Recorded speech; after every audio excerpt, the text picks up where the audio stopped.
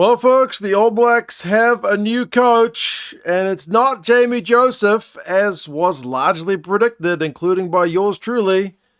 It's Dave Rennie, former Wallabies coach, Super Rugby with the Chiefs winning coach, Dave Rennie. They have not had their first press conference just yet as I record this, but the All Blacks and New Zealand Rugby have officially announced that Dave is the man to take the job.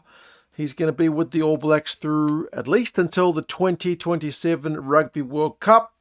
But he is going to have to finish out his contract in Japan first. He's over with Kobe, so he's going to be with them until the end of their season. If they make the playoffs, that could be sometime in June before the All Blacks get underway in July. So he's going to have to hit the ground running, Dave.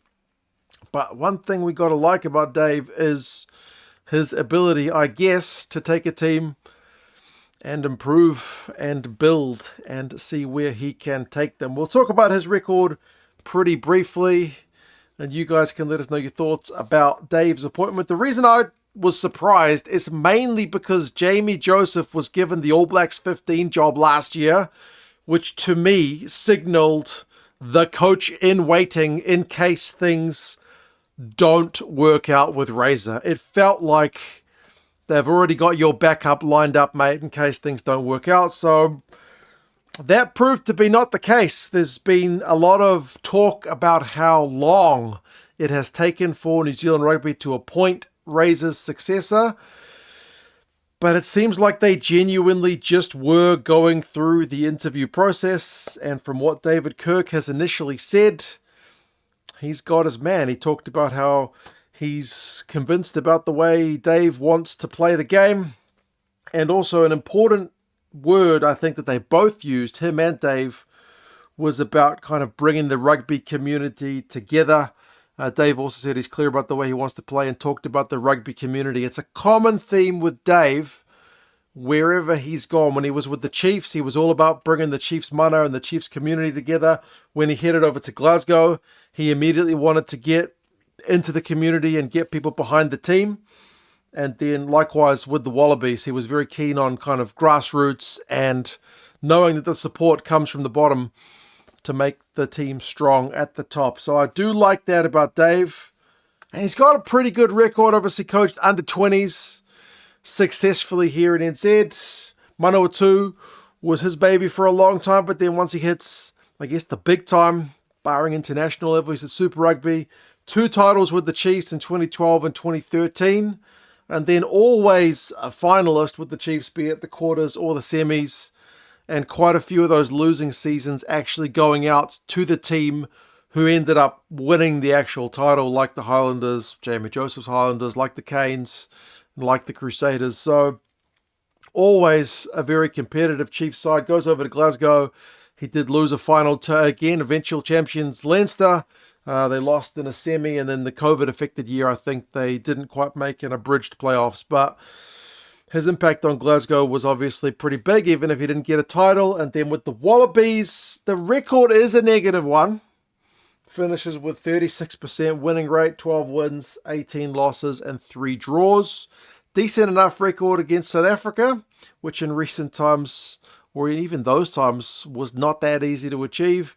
Didn't have the greatest record against the ABs, though, but he had quite a few results, and I think the results which saw him get replaced by Eddie Jones were some pretty close ones. Like, they lost to France by a point, they lost to Italy by a point and a missed kick away from winning that game, and they lost to Ireland by 3 in that final 2022 season, which saw him essentially lose his job. And look what happened after he left.